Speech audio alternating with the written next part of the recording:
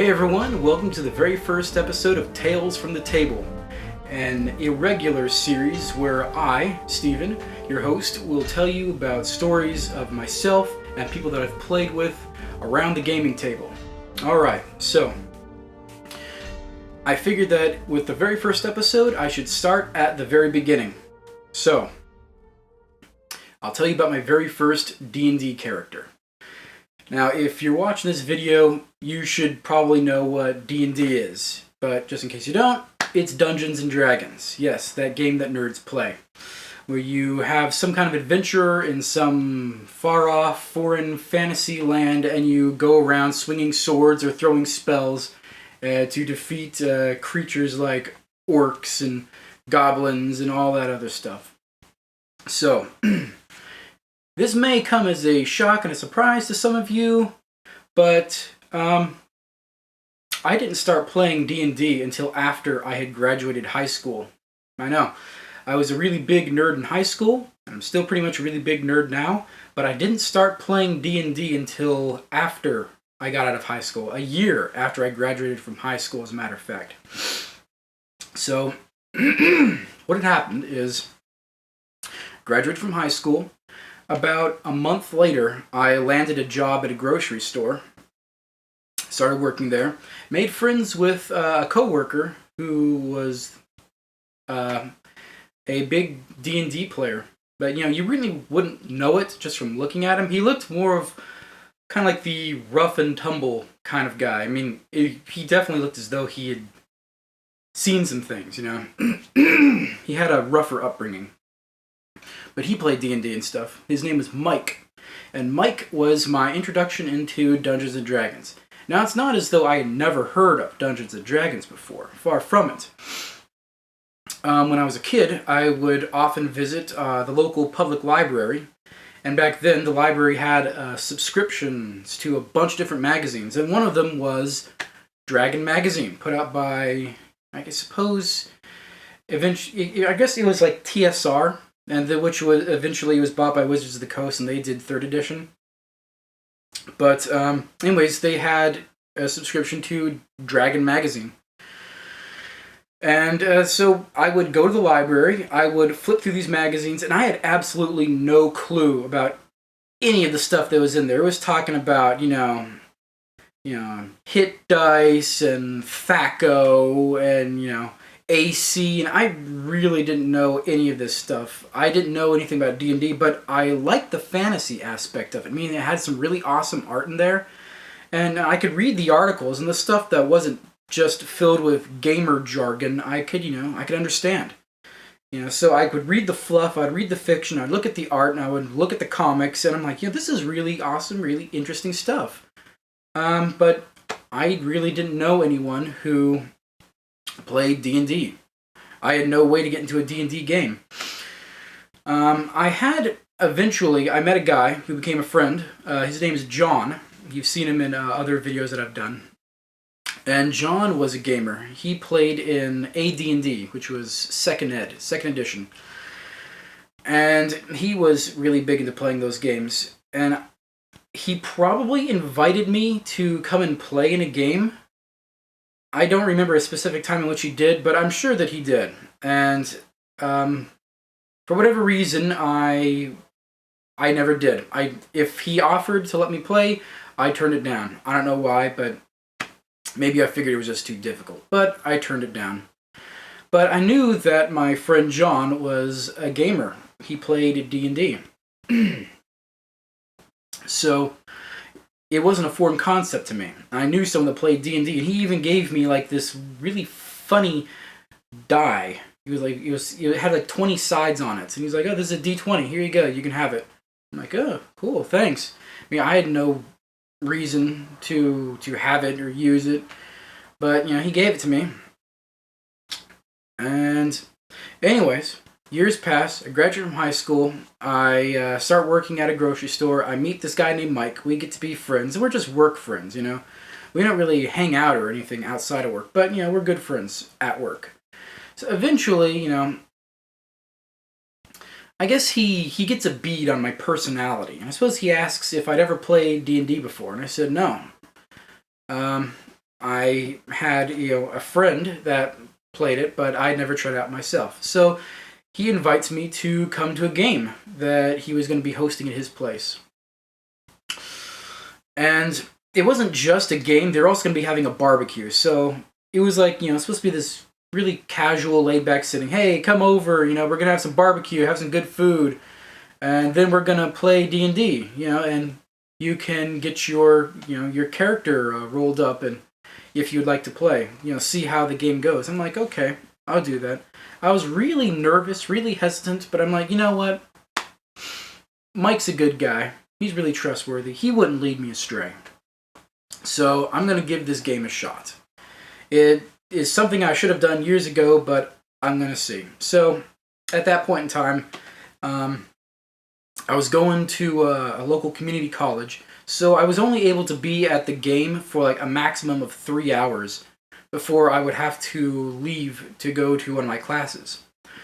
And if you've ever played D&D or any kind of RPG, you know that 3 hours just goes by like that. It's nothing. So I go to Mike's place. He gives me the address. I drive over to his place. I park. I go and knock on his door. And I'm expecting like a bunch of strangers, a bunch of really weird, odd people that I have no clue who they are, what they act like, or anything. So Mike answers the door. I walk on in. And Mike says, hey, this is the guy that I've been telling you about. His name is Steve. And everyone goes, oh, hey, Steve, how's it going? And I look over, and there's all my friends. All these people that I already know, including my friend John. It was all the people that I had met throughout middle school and high school and I was already friends with. I knew all of these people. There were 2 people sitting in that room I did not know. A player and the GM. And that's it. Everyone else I already knew. So, it was instantly a comfortable environment for me to be in. So, Mike says, hey, John, well, since you already know Steve and you're already friends, why don't you sit down and help him make a character? And, Mike gives me a character sheet. And he said, well, I showed him a book, and so he's looked through the races and the classes. Was there anything that caught your eye? And I said, well, I don't really know. What is our people already playing? And he says, look, just choose whatever you like.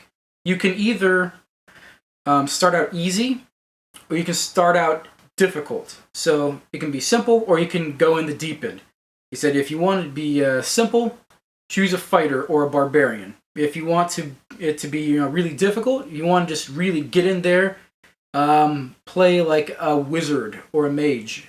And I'm like, I didn't want to play just pure melee, but at the same time, I didn't want something really super difficult, like a mage or a wizard, because if you've played these games, you know that there's a lot of bookkeeping that goes on with your own character sheet, and Magic users have a really hard time with bookkeeping. Some people, they've been doing it for a very long time, they know it. That wasn't me.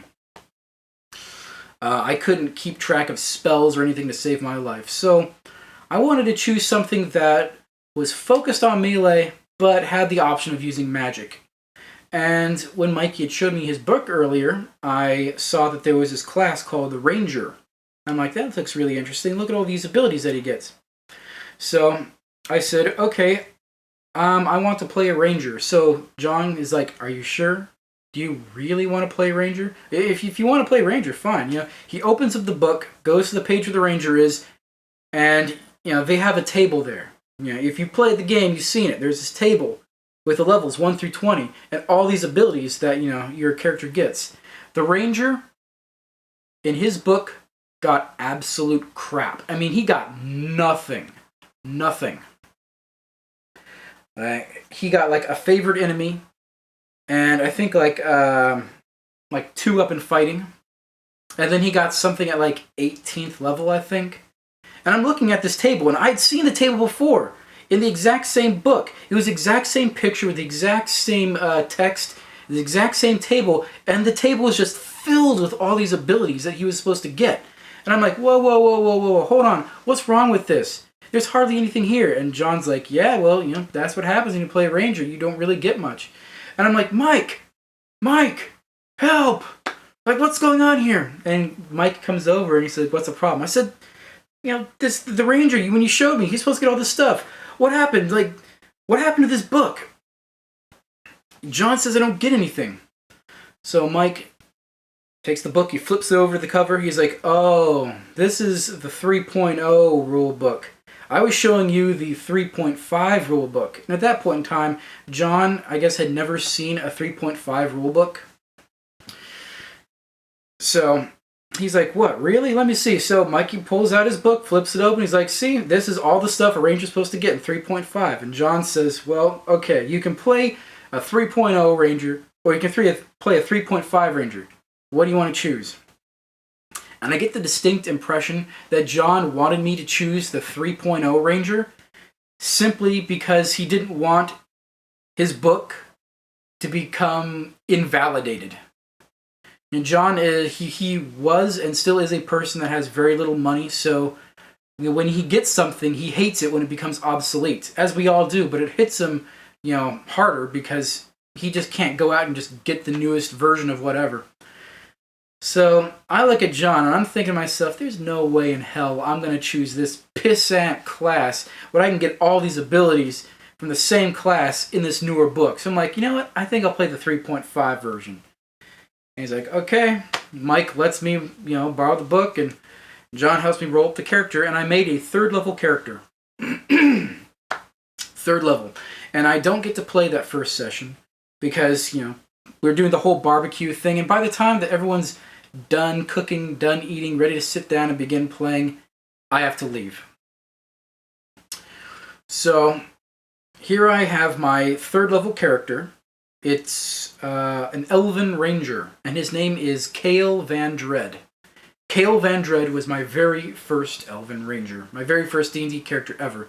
And since then, I've typically preferred to play elves, and I've preferred to play rangers simply because I have the most experience with them. I'm somewhat familiar with them. So anyways, if you don't know what a ranger is essentially a guy that he wears light armor, and he runs around the woods, and he's like a protector of the woods. He's not a druid who is heavy into magic. Rangers get mostly combat, but they get some spells, and they're all based in nature. Such as, you can cast a spell to, grow vines that will, grow up out of the ground and trip your opponents. Or, stuff like that. But mostly they focus on combat. And you can choose a combat specialty. I think at 3rd level. It's been a while since I played the game. But here are your choices. You can choose 2-weapon fighting, in which case you'll have, 2, basic weapons, or martial weapons. So you would have, I chose 2 long swords. So you can fight with 2 swords at a time. Or you can choose to be a ranged character, meaning that you'll use a bow.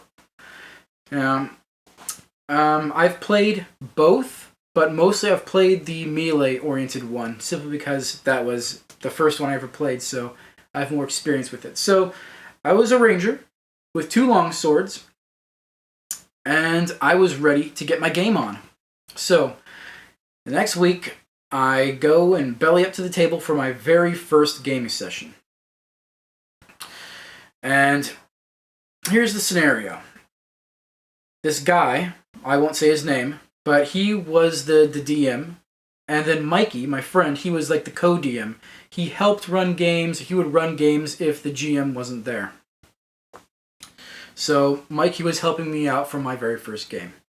So the GM says, he says, okay, you, Steve, your character is sitting in a tavern.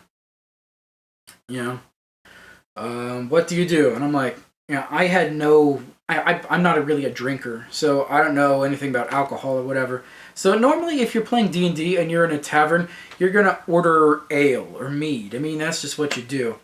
But I'm like, okay, so I'm in essentially a bar. I guess my elf orders whiskey.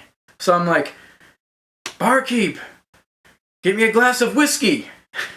And everyone just looks at me, and I guess they're trying not to giggle or anything.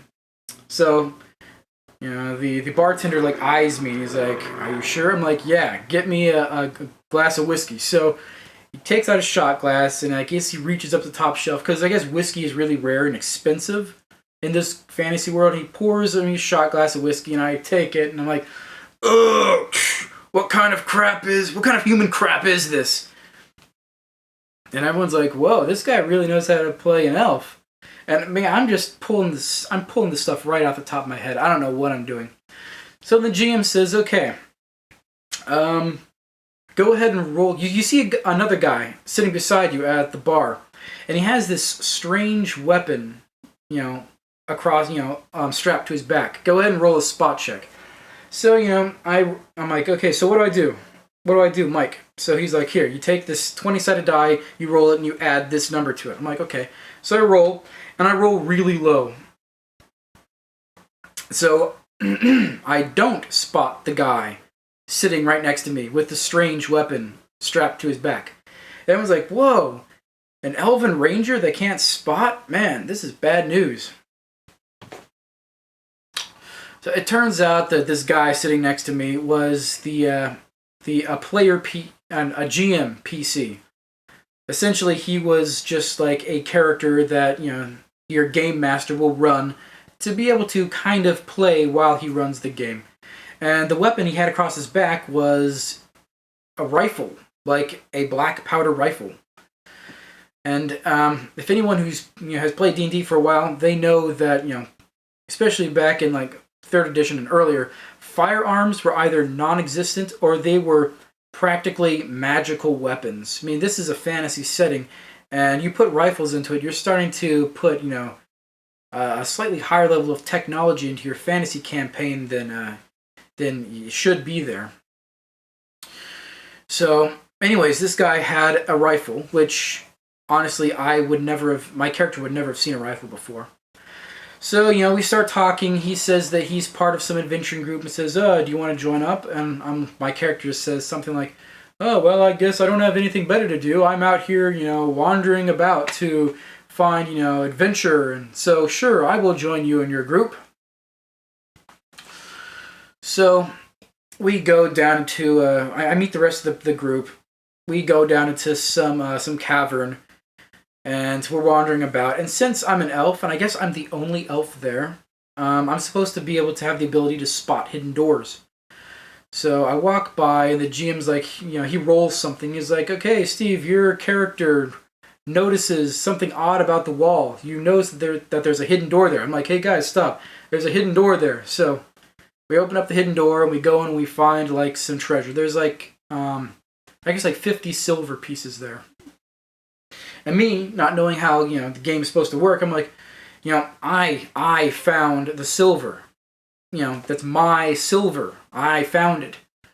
So I'm like, well, I guess I can give, I'll give like, 5 silver to, the rest of to each member of the party, and I'll keep the rest. And people are like, no. That's not how this works. We split treasure up evenly. And so I'm like, oh, okay. All right. Yeah, I was a little disappointed that I didn't get my treasure that I found, but hey, if that's how stuff works, alright, who am I to argue? So the adventure continues, and I keep missing spot checks. We get into combat, I swing my sword, I can't hit crap. I can't hit crap for the life of me.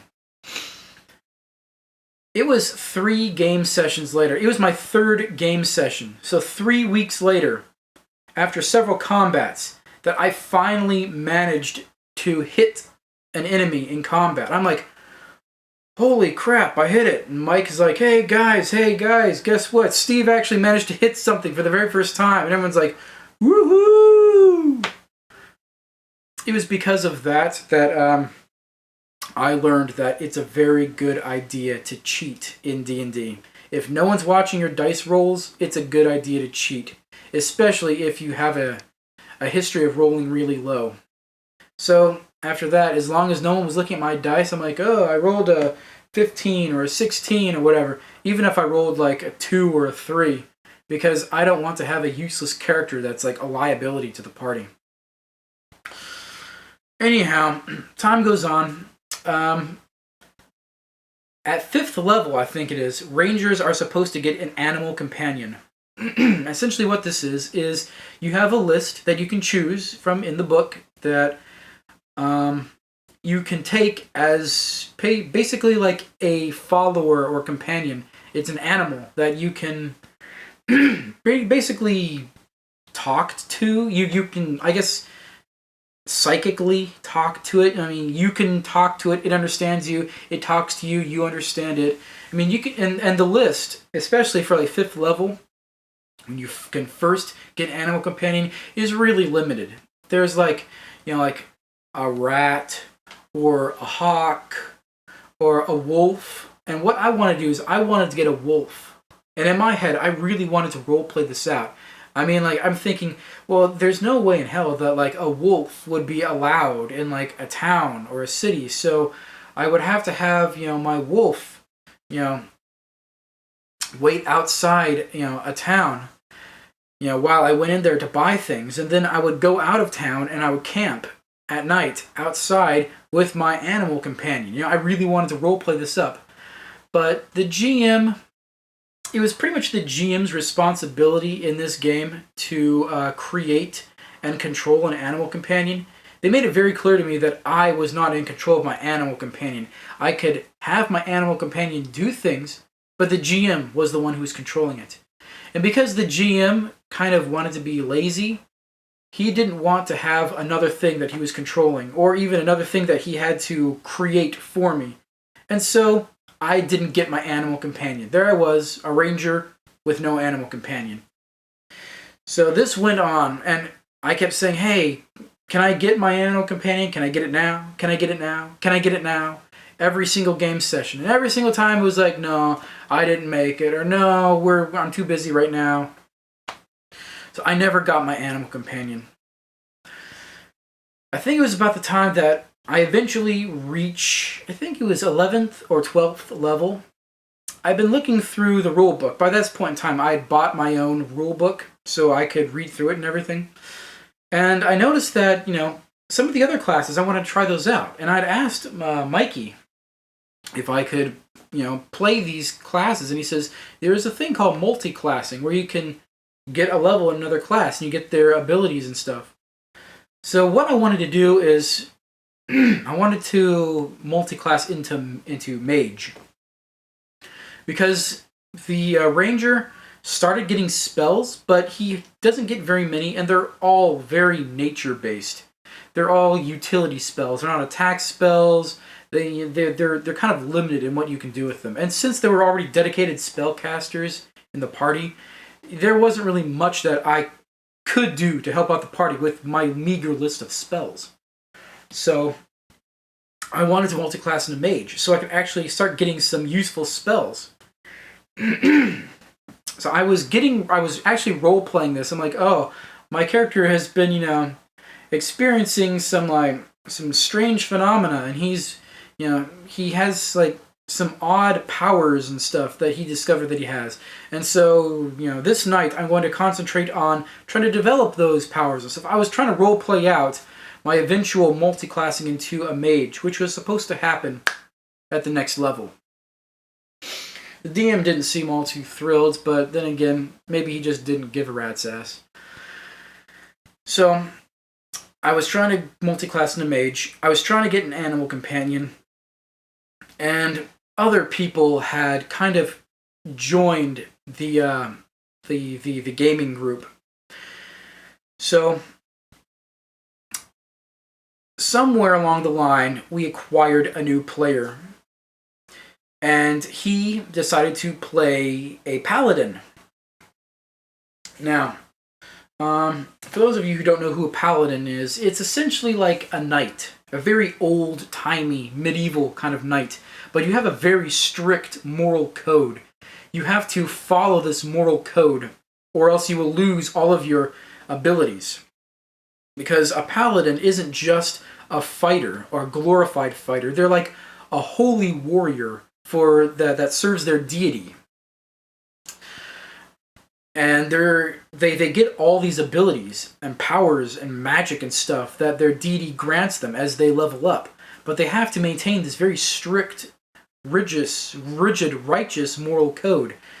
Their alignment was lawful good. So they have to follow the law, and they have to be good.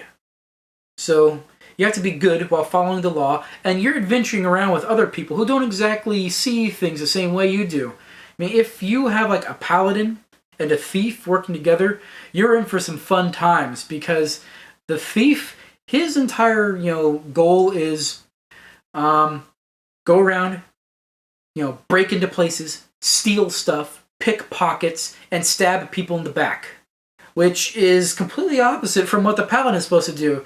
He's supposed to stop thievery. He's supposed to stop crimes. He can't attack anyone from behind, because it's not part of the rigid knightly code that he adheres to. He has to attack someone that obviously could present him with a challenge. He can't attack an unarmed opponent. He can't attack anyone from the rear. So paladins are, they're supposed to be, the end-all be-all of goodness. This guy joins the group and rolls up a paladin. And he's kind of like, he's one of those kind of paladins. And when I say that, I don't mean the, I'm right and you're wrong kind of paladin. He was the kind of paladin that kind of swept, most of the higher moral ethics under the rug, and kind of did whatever he kind of felt like within a certain degree, and would more or less get away with it simply because the GM, was a friend of his. He and the GM got along really well, and so the GM let his character get away with some things without losing access to all of his powers. Because if a paladin breaks his knightly code, he loses all of his powers. His god, takes away all of his abilities. Oh, you were able to magically summon, a horse that had, that could talk, and had, this high of an attack and this much strength that could go really super fast. I'm taking that away from you. That ability that lets you take more damage because you have magical armor, I'm taking that away. That ability that you have that makes you do tons of damage when you swing your sword, I'm taking that away too. And you have to repent for all of your wrongdoings before I might think about giving all those things back to you. This paladin never had to worry about that. Not only that, this paladin was the nephew of the queen of the kingdom that we were adventuring in. So he wasn't just nobility, he was kind of royalty. So he kind of had a free pass to go about and do whatever he wanted, not just because he was a holy soldier of the church, but because he had, a direct bloodline to the ruler of the kingdom. He was the queen's nephew. He could kind of do whatever he wanted. So eventually, things happen within the gaming group where we have to switch houses that we game at. We originally were playing at the GM's apartment, but I guess stuff happened. I guess there were enough people there that we needed to move someplace else so it would be more comfortable. So we end up moving game to the house of the player who ran the Paladin, which was another reason why he got away with stuff, because it was his house. What were we going to do? So eventually, our party goes to the capital city of this kingdom, and we meet the queen. And, the paladin is like, "Oh, hey, auntie," and she's like, "Oh, hey, how you doing? It's nice to see you. I'm so glad you're back." And the queen, sees that, he has all these traveling companions, and she says, "Oh, I'm so glad that you are, helping my nephew in his noble quest. In order to help you along with it, I'm going to bequeath to each of you a magic item." In which case, the GM rolled on a table, and we got whatever he rolled. It was completely random. Completely random. He didn't think, "Oh, well, this person's a spellcaster. He should get this. This person's a fighter. He should get that. This person's a ranger. He should get this." It was completely random. Just total luck of the dice. Now, when it came my turn to get something, the GM's like, he rolls, and, okay, so this is what this is. And so, the Queen's, has this guy come out, and he's carrying a longsword, which is fantastic, because my character uses long swords. And, the servant presents it to me, and the Queen says, here you go. This is a magical +3 holy longsword. Holy. Alright, so that means that it will do extra damage against, evil creatures and, demons and devils and stuff. Now, I don't know why, but the Paladin in our party did not really have holy weapons. He didn't have, like, a holy Avenger or a weapon that had, like, a holy enchantment upon it. He just had, like, some badass, probably something like a +3 or +4 broadsword, that might have had, like, flame on it or something like that. I don't know. But he didn't have any holy weapons. By this point in time, my character had gotten some pretty nice weapons. He had, like, I guess, like, a +2 flaming sword, which will do, like, an extra 2 damage, plus an extra 1d6 of fire damage. And then he had, like, a quicksilver longsword, like, +1, something like that.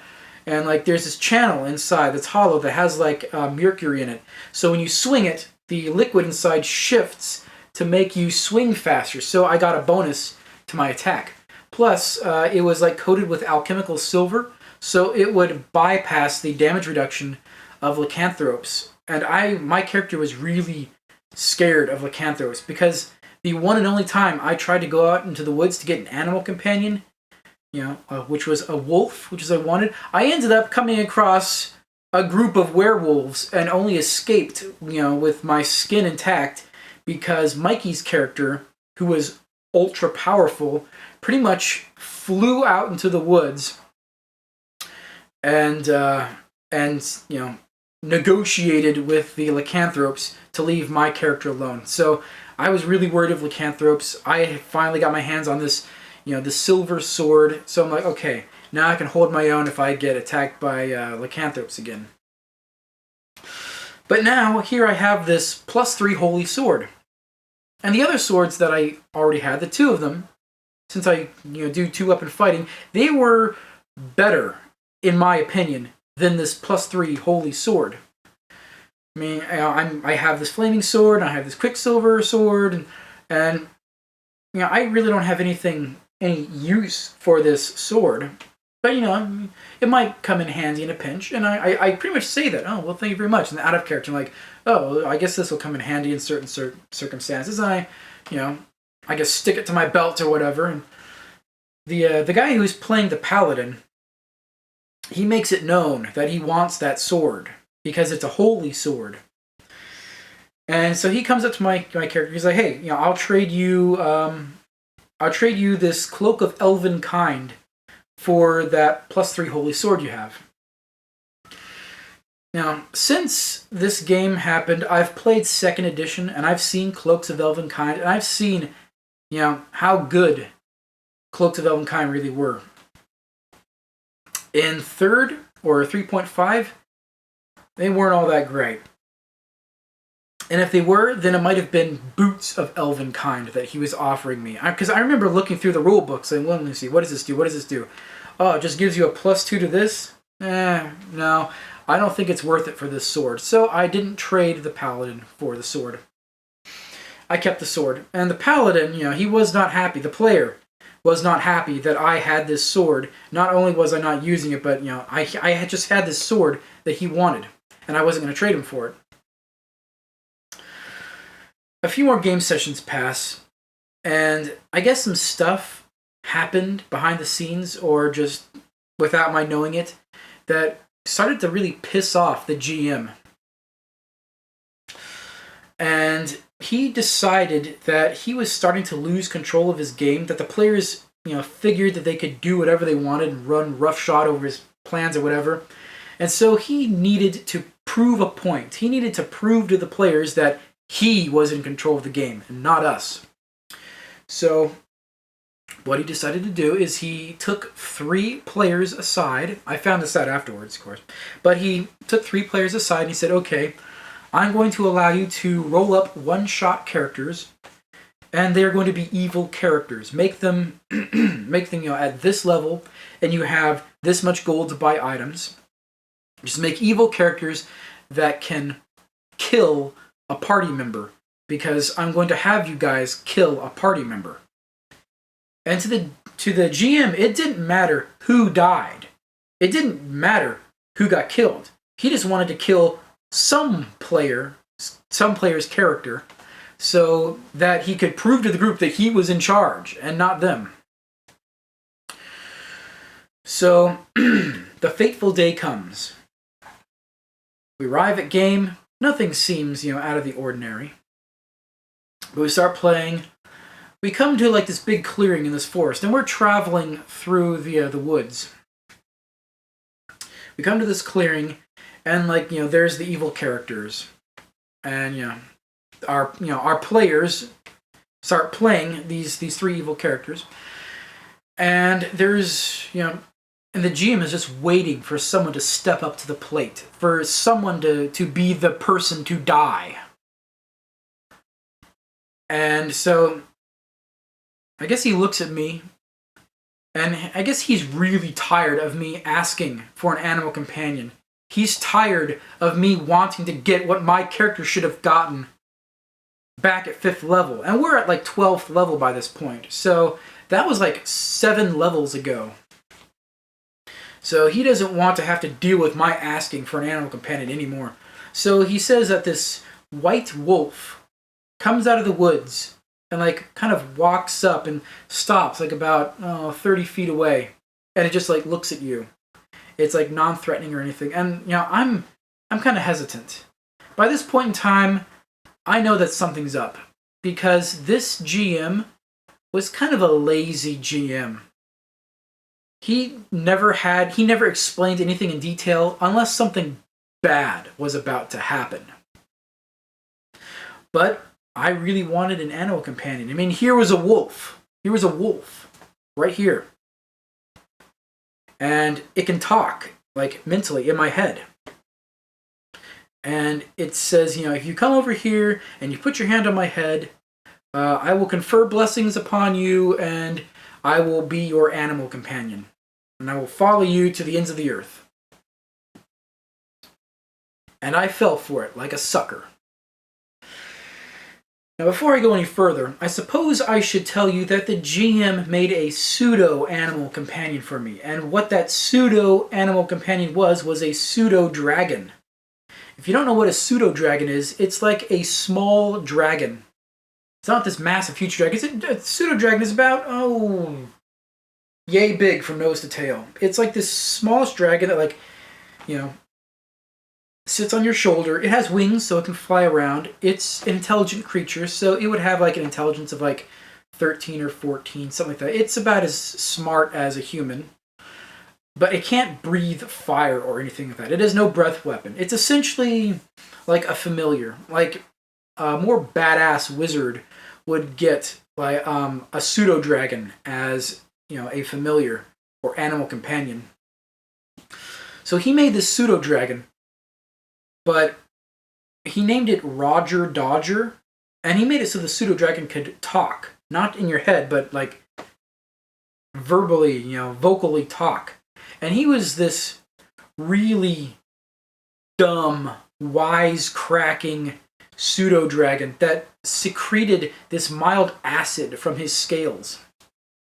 So, one adventure session, I wake up, I hear a rustling in my backpack. I flip it open, and there is this pseudo-dragon in there. And then they have to explain what a pseudo-dragon is. But they're the pseudo-dragon flies out. It's hi, nice to meet you. I'm Roger Dodger.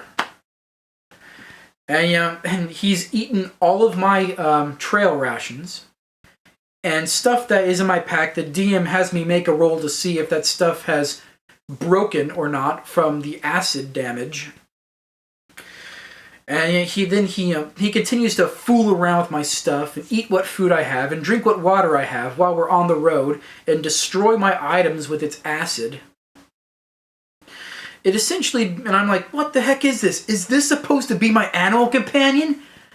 And he and Mikey, the co-GM's like, yep, that's it. And Mikey, pulls me aside later on. He's like, look, sorry, I tried to talk him out of it, but he really wanted to do this. So, this is your animal companion. You're just gonna have to live with it. So Roger Dodger was my animal companion, but he essentially very quickly became the adventuring party's mascot. He would fly around, to the other party members and perch on their shoulder and do whatever. And he was I was the only person that he would mess with. I'm the only person whose stuff he would destroy. In my mind, then and now, that's not an animal companion. That's a fucking nuisance. So, after I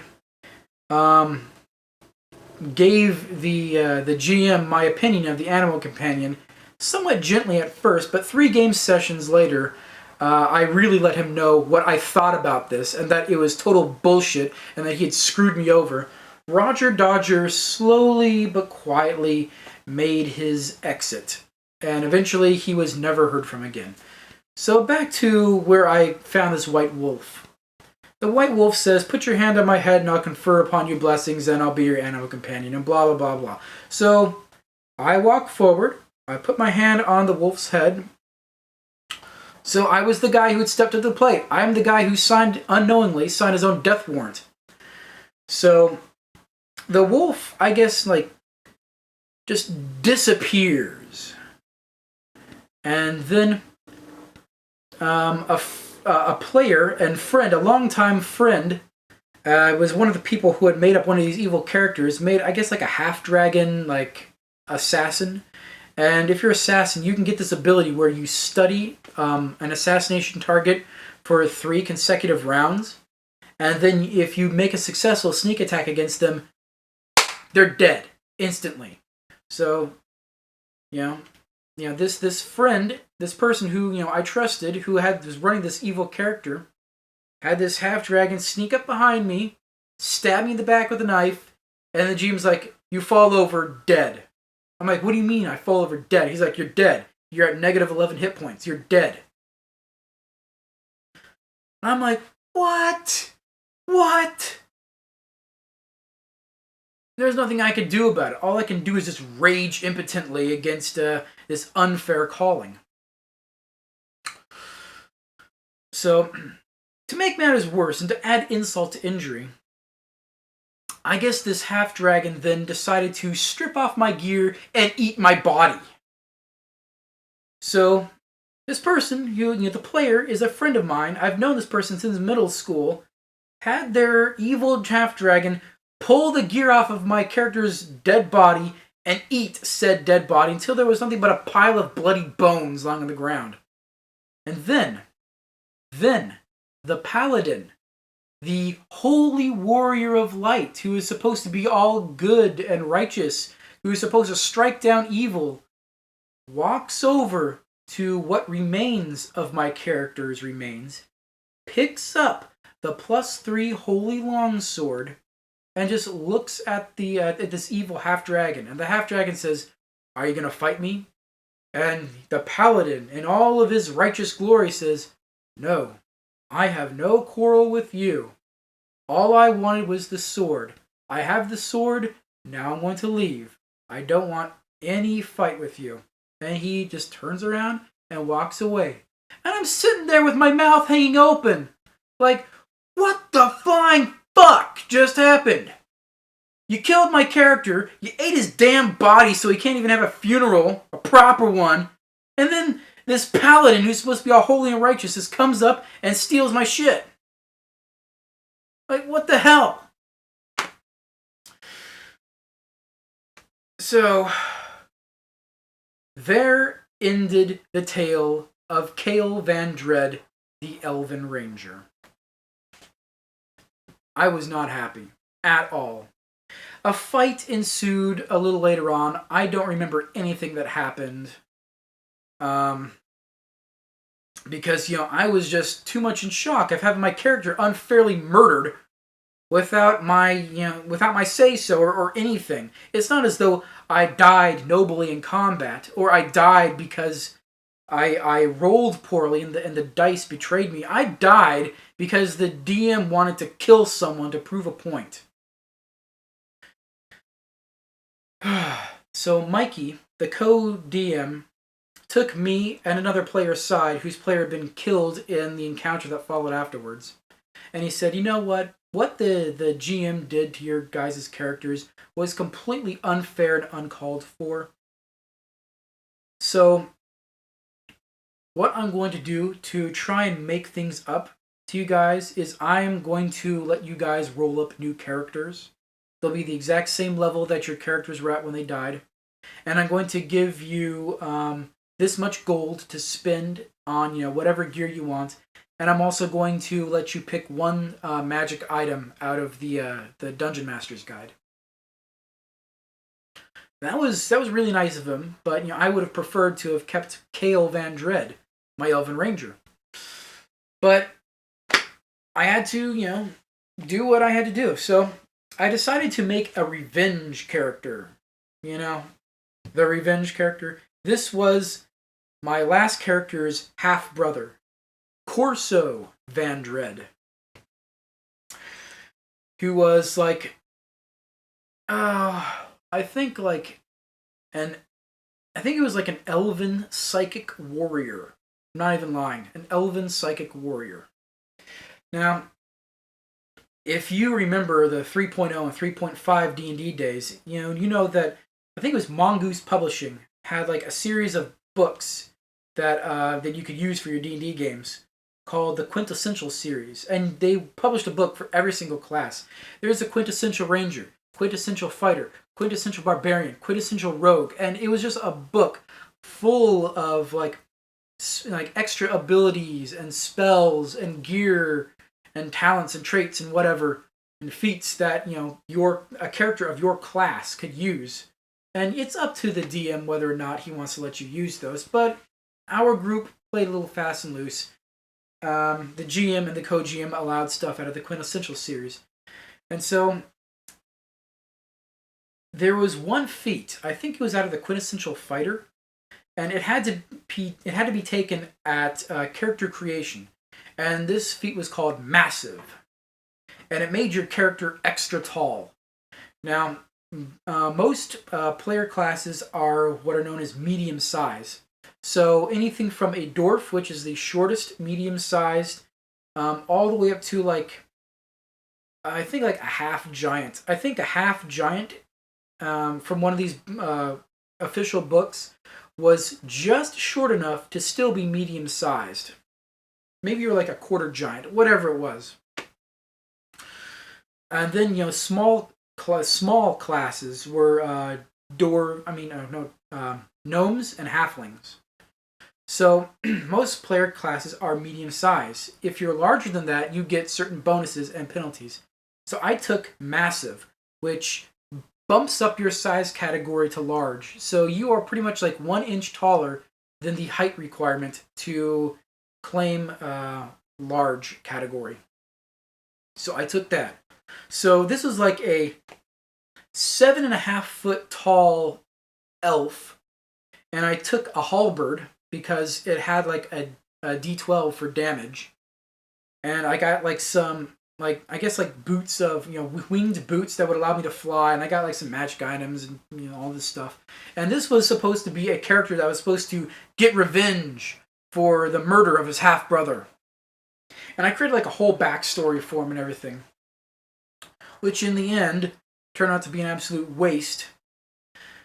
Because shortly thereafter, probably 3 or 4 game sessions afterwards, the game just fell apart. Fell up completely apart. For a little while, I thought it was because of a comment that I had made, which was, here I had my new character. We were sitting around like a campfire, the player characters, and I looked out at all of the people sitting around the room with me, and I thought about the characters they had, and there had been a lot of character deaths.